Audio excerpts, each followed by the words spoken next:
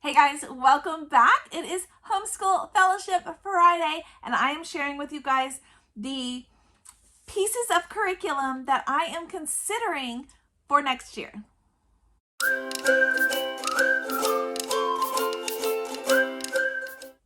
All right, guys, welcome back. Like I said, I am Laura Wilkie with Down Home with Lemon Pie. I am a Christian stay-at-home homeschool mama. I have 7 little ones, and like I said, this is Homeschool Fellowship Friday. This is the time I get to share with you guys fun things regarding homeschool. Things that are working, things that are not working, curriculum ideas, curriculum reviews, just all kinds of fun stuff. And today I'm going to talk about things that we are looking at for next year, for the school year, things we're considering. We are primarily, if I had to give us a name, I would say we are primarily Charlotte Mason homeschoolers. We do have a little flair of unschooling thrown in there. I like to call it Godschooling. If you missed that video series, go back and watch it. It is in the playlist for Homeschool Fellowship Friday.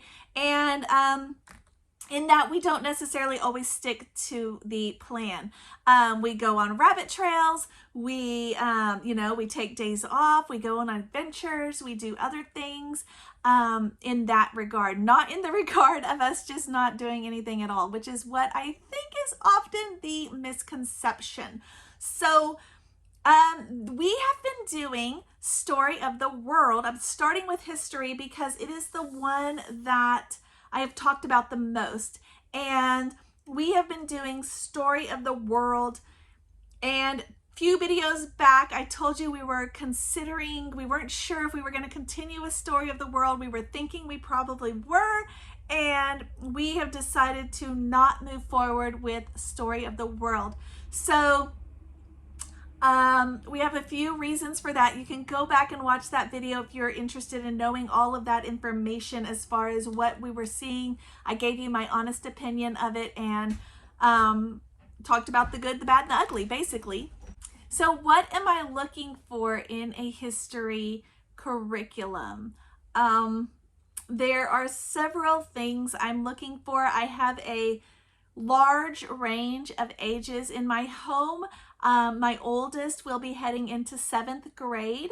Then I have kind of stair steps all the way down. I have a set of twins that will be starting kindergarten, and I have a baby as well. She's actually a toddler. And so I have all the age ranges. And that is something that's very important to me, not only for time, but also for our family to have a history curriculum that we can do all together as a group. I wanted something that is going to encompass all of those ages. And Story of the World stops at about, I think it's 6th grade. I might be wrong. It might be 8th grade. So something that we can do together. We typically do something like that together, but something that also would have activities for my big kids, activities for my little ones. And that was kind of what I was looking for, and something that we could continue. I wanted a cycle. Story of the World, you do the 4 books, and then you just keep repeating them. However, like I said, they age out of that. So I did not want to have that age out program. I have 1, 2, 3, 4, 5 here that I was considering, including one that is just me creating my own. I do like to create my own curriculums. It's easier than you think. I'll do a video on that for you guys to show you how to do it, but it was also in there. So the things that I had seen that people like, I kind of put them all on the list and, kind of compare and contrast. So that's what we're going to do. One of them is knot grass. I see people talking about knot grass. They like it. They say that it is Christ-centered. They say that it's thorough. It's complete. I looked at some flip-throughs. It looks like it is very thorough, very complete. It looks like something that even has like some little pictures or little information tidbits that you would expect. Maybe you would have like an add-on picture book and it would have that information, okay? It looks like it has all of that. So that's what I'm talking about as far as complete. It's not so textbooky. That is not something we want. We want a living book that is good. It is cost effective. That is important, especially if you're buying it brand new.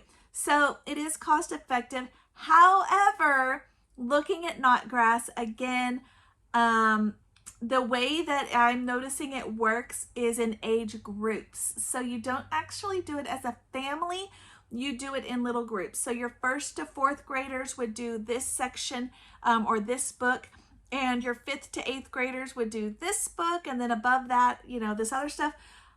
I did not want that. I don't necessarily want to teach multiple different grade levels all at once. Just because we have lots of kids, I want to teach those subjects that we can do as a group. I don't want to have to keep teaching individually. And that is kind of what we've been doing this year. So I do know it can be done, but it's a little tricky because it is, it does feel like you're repeating a lot because you teach it here and then you teach it here. It just feels, I wanted something that was more comprehensive as far as the ages go. So Knotgrass, I am crossing off the list. I'm probably not going to continue to look into it. The next one I'm considering is Gather Round. I know lots of mamas that I trust that like Gather Round. Oh, and I should throw out, I did see a lot of comments when doing research about Knotgrass that people thought it was boring, or their kids thought it was boring, and I definitely don't want one that's boring. Now, I did see the opposite of that. They love it so much, blah, blah, blah. So I don't know. I haven't read it, so I don't know if it's boring or not. But going back to Gather Round, wow. Gather Round is for K to 12. It has activities for all of the kids, all ages. You just buy the little accompanying book that goes with it, upper elementary, lower elementary, whatever. It does take, it's more like a unit study, and it takes that information and throws it into every subject. Okay, so you do a little bit of everything, focusing on one topic. Okay, so all of your subjects, history, science, geography, reading, would all center around that one topic, like a unit study. I adore unit studies. I think it's fun to learn that way. I don't know, I've talked about that in the Godschooling videos too. I do like that way of learning, and I don't know, it is beautiful. If you've looked at anything on their website, the way that they have created their program is just beautiful. It's beautiful. It just is. And, you know, I'm going back and forth. Is it cost effective? I don't know. I don't know that it really truly is. It seems a little pricey to me, but you can get it in the, I believe you can get it in the printable version, which might be good long-term because you could go back through that and print it again. But it seems like it'd be a lot of printing, and I don't know if it's, I don't know. It is all ages and beautiful. Like I said, they do have some fun topics. Like they have living off the land. I thought that sounded really great. If you've been following me for a while, you know that sounds really great for me. But I saw some fun things also. I saw they had an American history a couple years for that. They had some fun things for science. I'll come back to this in just a minute when I talk about some science ideas. But it looks, I don't know, guys. Do you guys use Gather Round? Do you think it is really worth it? Is it just the best thing you've ever seen? I don't know.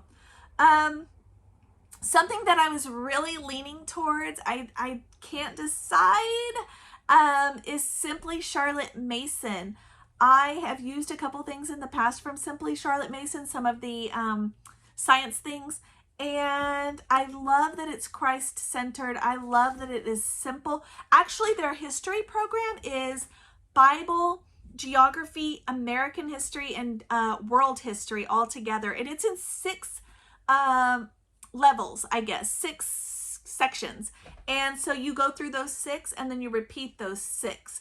If I start it right now, 7th, 8th, 9th, 10th, 11th, 12th, my oldest will get through all 6 levels. So that is something to consider. We would be able to fully complete it.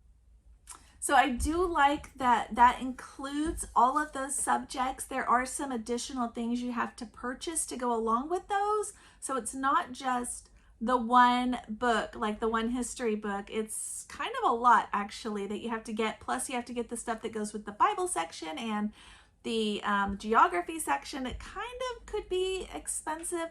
And but I do like that it's Christ-centered. I do like that it's all ages. It has activities. You know, if the kids are in this level, they do this. And if they're at this level, they do this for each lesson. I do like that.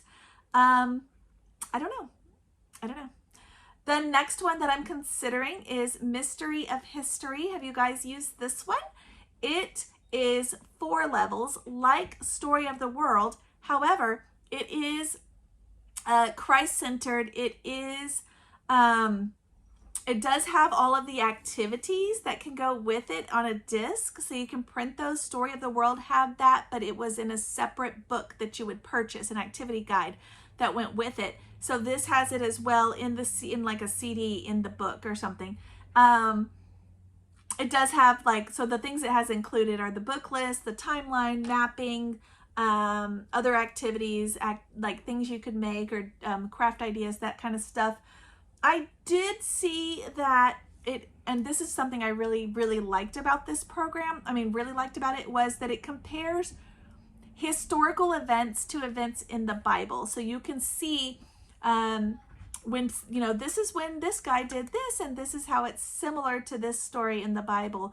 And I really like that a lot. Like, I really like that. It seems like it's really good. And I did see one post, and I couldn't find it again, but the girl who was talking about it said that it actually focuses also on art and like classical music, those kind of people that were in history, but it doesn't just worship them like you see so much of.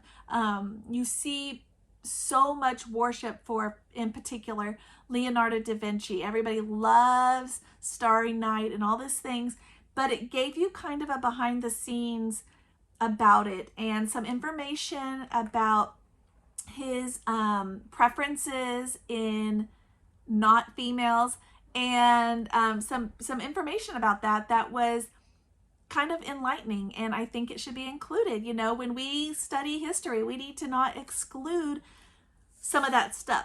So I did like that it really seems like it's very complete and thorough and includes all of those things, the good, the bad, the ugly, basically, about these people, because the Bible does that as well. You know, you read about how great David is in the Bible, but then there were things that he messed up. You read about, I mean, just everybody all through the Bible, how great they were, and then things they did that messed up. And that, I think, needs to be included, because I feel like that's often left out. And particularly in ones that are very popular, like Leonardo da Vinci or Mozart or Beethoven, those kinds of people. You know, so that is something to consider with Mystery of History. I really liked that, and I like that it is 4 levels. I was kind of concerned about Simply Charlotte Mason because it's 6 levels, and it spreads out some of those levels, I feel like, a little bit too much. So I don't know. That's why I'm kind of looking at that. I saw some other people say that they were kind of bored with some of those levels, and sometimes they did 2 levels in 1 year. So I'm not really sure how I feel about that. And with it being 6 levels, we'll get through all 6 levels, but I don't know that my oldest is going to continue joining us for history through all of those years. Does that make sense? Like, once she gets into higher level high school, those kinds of things, she may not be doing the same stuff as us. She may be doing a lot more other stuff. So it may not even be important for that. Something I'm looking at for science. Oh no, for one more, for history. Just doing my own, just creating my own, doing all ages with my own kids. I like the freedom of that. I like that it's not restrained. I don't feel the pressure of a guide or a planner making me feel like we're behind or whatever. I don't really like all of that, like the schedules. That's what we're doing this year, actually, but we are doing Story of the World, but we are doing our very own way of doing it, I guess. And we have the freedom to go on rabbit trails, and I like that. So I don't know. I don't know, guys. What are you doing? Leave me comments. Let me know. I'm looking at science as well, and I'm coming back to Gather Round because it is pricey. It is very well done, but I saw they had a lot of fun science units, and so I might try it maybe with a smaller unit study. Like I said, there was the living off the land. There were a whole bunch that sounded really good. There's one on national parks, one on inventions, which is something I wanted to cover this school year. I talked about in our school, in our curriculum video, and I actually did not get to that yet. So maybe I need to do it as like a science thing next year. I don't know. There was one on botany, one on creepy crawlies, one on the human body, which I have one of my kiddos is interested right now. Entrepreneurship, I talked about that in the Godschooling videos. So they have some really good stuff. They had one about growing up with God. They had one that is the Underground to Canada. I guess this is a book that it kind of goes with it, like an activity guide that goes with it or something. I don't know. I don't know, guys. We are definitely going to be studying the second half of American history. So starting at about Civil War, more or less, to current. So we're going to be doing all the wars. We're going to be doing Civil War, World War I, World War II, Vietnam, the little conflicts in between, all of the little things, and all the way to present day. So I do want something that's going to be good, but I don't know. I cannot decide. I think I'm going to rule out Knotgrass already because of the differences with the ages, but the others, I don't know. I don't know yet. So I am considering all of those. I'll let you guys know when I have decided. Now, also for science, I'm kind of thinking we may just do library and life, like what we learned throughout our days. I'm wanting to do more focus on learning about natural remedies and things in nature, identifying plants and how to use them, that kind of stuff. I talked already that we've been doing wildcraft, and we have been doing food science with food anatomy and nourishing traditions this year. We've been doing all of those, and I might just continue them because we're not done. We haven't completed those books, and there's no reason to say that we should just stop. I haven't decided. We may just continue on with those. I did see Julia Rothman, who has food anatomy, ocean anatomy, farm anatomy, nature anatomy. She has a new one that is wildlife anatomy, and I'm really considering this one because it'd be focusing on animals, and who doesn't love animals? And a lot of those animals are all over the world, and we are going to be doing something different with geography this year. And I've already kind of started doing some of this, so I'm going to continue, but also adding in a couple new books, and that is with Material World and Hungry Planet, which are recommended by Simply Charlotte Mason. That is kind of where I got the idea. I just don't know if I'm going to buy their book that goes with that, their little activity guide. I think it's $13 to get the printable one, or if I'm going to just do them as on our own, just in our own way. I don't know yet. But I am going to pair them up with Voice of the Martyrs magazine. I talked about this already in the Godschooling videos, the very last one, number 7. And when I talked about how we're doing it in our home, and I am really loving sharing those stories with my kids. I think they get so much out of them. I haven't seen that they're too intense or anything like that. So I'm really excited about adding that with Material World and Hungry Planet, just seeing what life is like around the world. When you consider geography, I guess you need to consider what it is that you're wanting to teach. Are you wanting to teach what life is like there? Are you wanting to teach the missionary stance, whether or not Bibles are allowed? Are you wanting to teach that? Or are you wanting to teach like what the countries look like and where they are all located? And I'm kind of doing a both, and I think is what we're going to do kind of together. And I think it's going to be easy and good. I did see Gather Round had some that went along with that, like they have one on Asia and Antarctica and Africa, different ones. I don't know, that might be something I could get to do as like a mini thing to go with it as we're studying that country. That is how Simply Charlotte Mason does it. They do one continent per year. So you got the 7 continents. You've got them divided into each of those 6 years. So I guess one has 2. And I don't know. I don't know if that's something I want to do too and just continue that on, or if I just want us to pick places and just study them as a whole. I do want to bring back geography as being a every day or every year subject. For a while we had made it one that we just did in certain years, like when we did exploring countries and cultures, and I kind of want to bring it back and make it all the time. So there is that. Now I'm looking at a couple things for math. I've talked about these before with you guys. I'm looking at some life skills math ideas, and I'm pretty sure this is the way we're going to go, at least for my oldest 2, who will be 5th and 7th grade. My little guy who's going to be in 4th grade is going to continue teaching textbooks, I think. I think that's what we're going to do. But some of these life skill books I'm going to show you guys here, there's so many good ones and they teach so many good things. And you can go to Christian Book and kind of flip through to see what they look like on the inside. Probably you could do maybe 2 in a year, like maybe 1 for the first half and 1 for the second half. They're not terribly long, and I'm wanting to add a couple other things with them, so that's why I would say 2. You could even do more if you're not adding anything else with them. But there's like bargain math for grades 6 to 8, daily marketplace grades 6 to 12, applying life skills grades 6 to 12.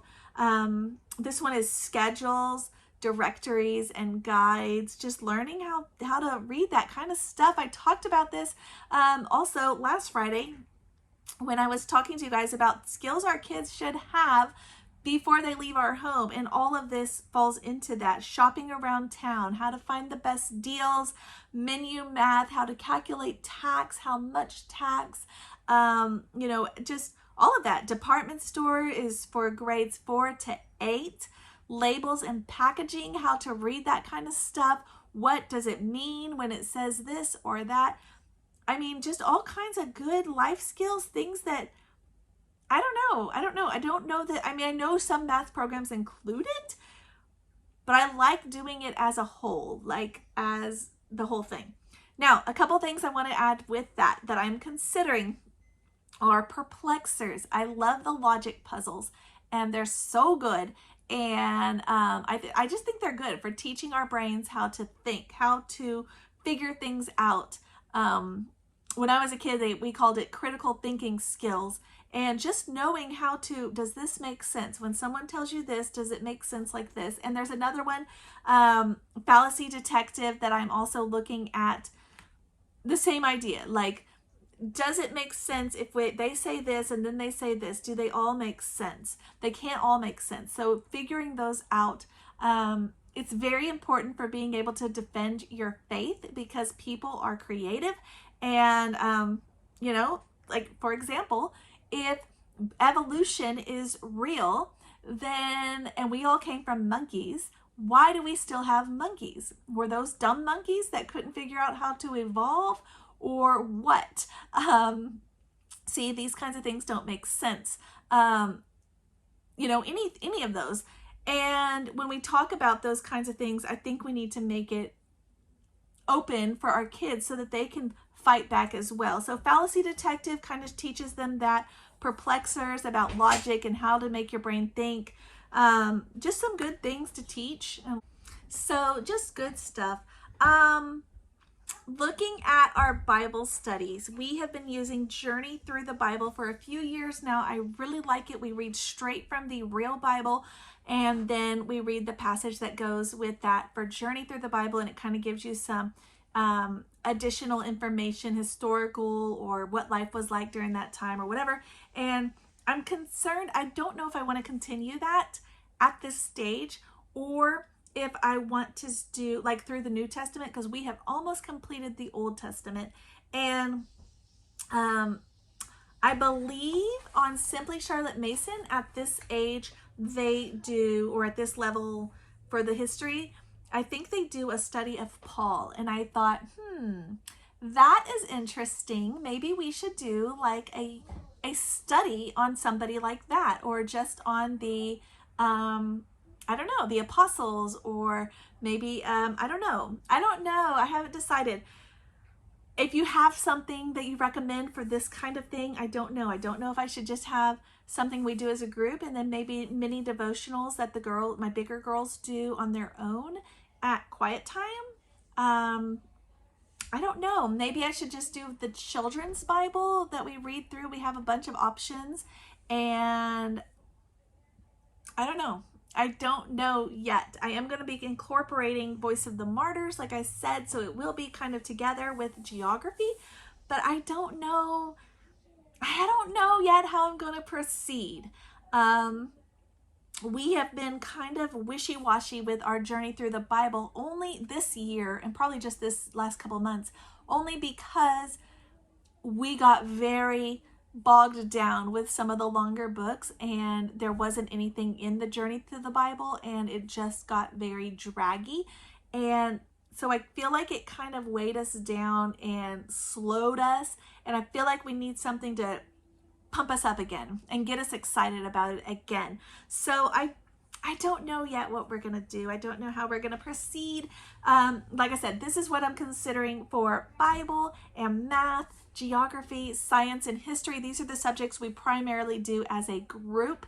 I don't know. These are what I'm thinking about. This is where my brain's at right now. So what I'm considering, I'm sharing with you guys. If you know anything good, bad, ugly with any of this, let me know in the comments. Do subscribe so you can find out what we pick when it is time. It'll probably be, I don't know, it'd probably be a little bit before I share that with you guys, because I probably, when I do decide, will want to order stuff and wait for it to come in so I can show it to you guys, maybe. I don't know how we're going to proceed, but I may wait and do an unboxing video separate and just do, here's what we've decided. I don't know. But yeah, that's what we're considering. Primarily, my mind is focused on these subjects right now. I don't know. What are you guys doing? I'd love to know. Leave me comments. Let me know. Subscribe if you haven't. Share the videos. I will catch you guys next time.